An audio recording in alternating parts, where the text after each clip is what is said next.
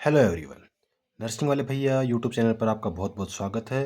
अपनी जो जीके की क्लासेस चलती हैं जो डेली दोपहर में आती हैं, और जो नर्सिंग की क्लास है वो मॉर्निंग में आती है। तो आज से इवनिंग में भी एक नर्सिंग की क्लास अपलोड की जाएगी। और जिन साथियों को ऐसा लगता है कि ये टॉपिक वीक है, उससे रिलेटेड आप कमेंट कर सकते हैं। उनसे रिलेटेड अपन नर्सिंग की, नॉन नर्सिंग की जो भी क्लासेस आपको चाहिए वो अपलोड कर दी जाएंगी।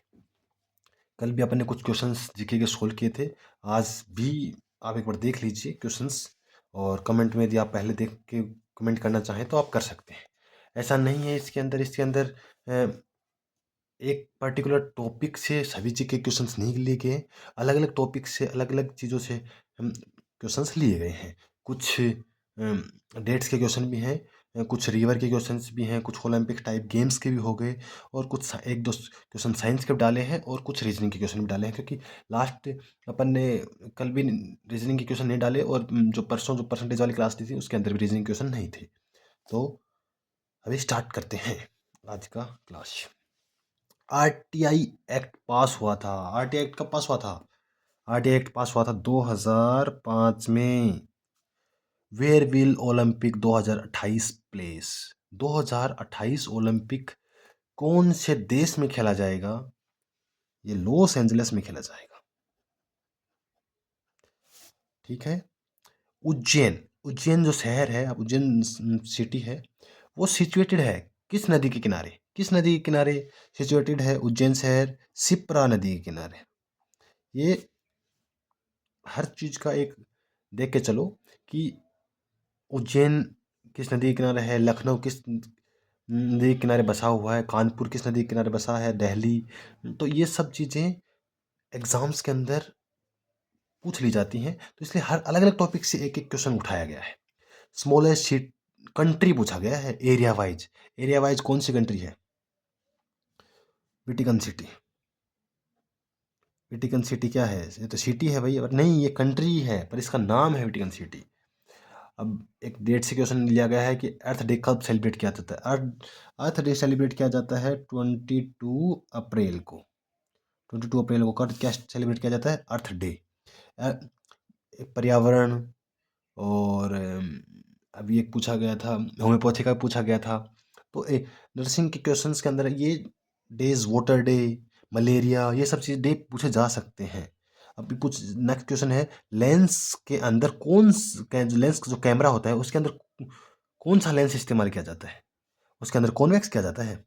कॉन्वेक्स लेंस होता है ऐसे वाला, ऐसे वाला, ये यूज इस्तेमाल किया जाता है।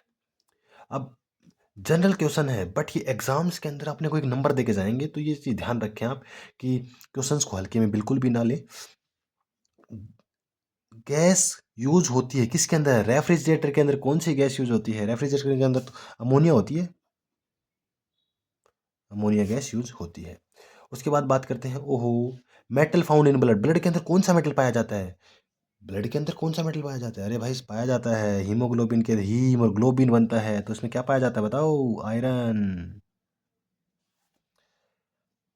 उसके बाद बात करते हैं स्टडी ऑफ फ्लावर। अभी डिफरेंट डिफरेंट स्टडी होती हैं, तो धीरे धीरे अपन एक दिन के अंदर सारी याद नहीं होगी, पर धीरे धीरे एक एक करके अपन याद करेंगे। Study of flower, study of flower को क्या बोला जाता है बताओ? एंथ्रोलॉजी। एंथ्रोलॉजी। अब स्टडी ऑफ सोइल, सोइल मतलब मिट्टी की स्टडी को क्या कहा जाता है? मिट्टी की स्टडी को तो पीडोलॉजी कहा जाता है। मिट्टी की स्टडी किया जाता है पीडोलॉजी। ओह, एक चलो आज क्या बोलते हैं, रीजनिंग के क्वेश्चन भी डाल दिया है। चलो इसका आंसर बताओ। क्वेश्चन है आपके सामने, 3 के बाद 8 है, 8 के बाद 15, 15 के बाद 26, तो नेक्स्ट नंबर क्या आएगा? चलो इसको सोल्व करके देखते हैं अभी ना। चलो इसमें गैप देख लेते हैं एक बार, बीच में कितना है। इन दोनों के बीच में गैप है 5 का, इन दोनों के बीच में गैप है 7 का, इन दोनों के बीच में गैप कितना है? ये 11 का गैप है। ओहो, ये तो बताओ क्या है, समझ में आ रहा है? कुछ आ रहा है? बिल्कुल आ रहा है समझ में, कैसे नहीं आएगा? 5, 7, 11, क्या किस किस चीज़ का गैप है? ये प्राइम नंबर का गैप लगा रखा है।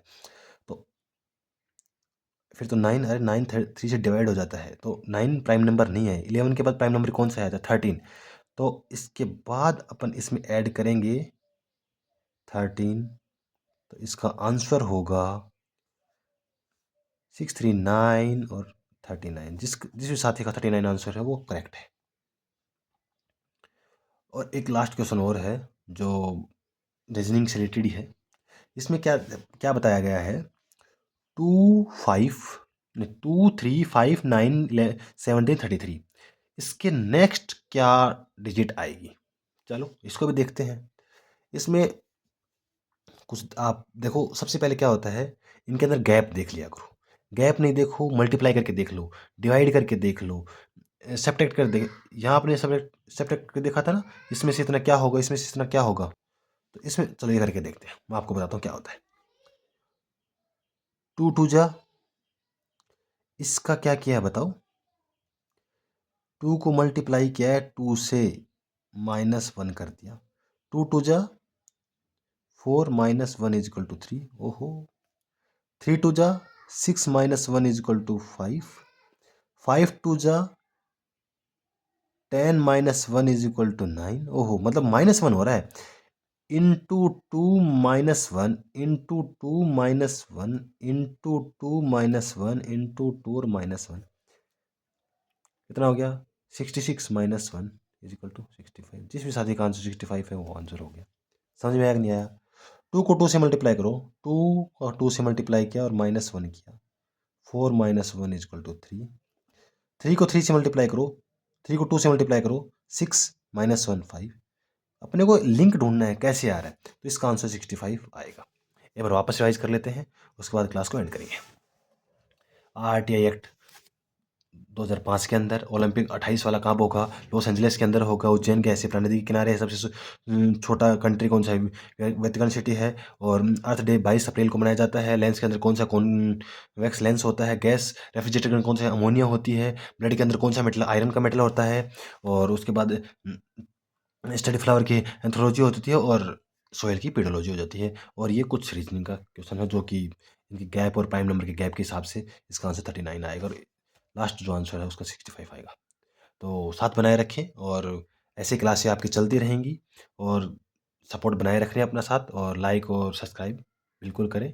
डेली क्लासेस रेगुलर क्लासें होंगी। और जो एक दो क्वेश्चन आज साइंस के डाले थे, वो कुछ साथी के मैसेज थे कि RRB का एग्ज़ाम आ रहा है तो उसके लिए साइंस बहुत ज़रूरी है। तो साइंस के कुछ क्वेश्चंस RRB के एग्ज़ाम में आते हैं, तो इसलिए डेली अभी 10 से 12 मार्च के बीच में एग्ज़ाम है RRB का, तो उस तक अराउंड काफ़ी अच्छा सिलेबस हम साइंस का भी कवर कर लेंगे। जीके, मैथ, रीजनिंग 30% वेटेज रखता है RRB के एग्ज़ाम के अंदर, नॉन नर्सिंग, तो उसको भी अपन कवर करेंगे। और RRB बहुत ही अच्छी जॉब है।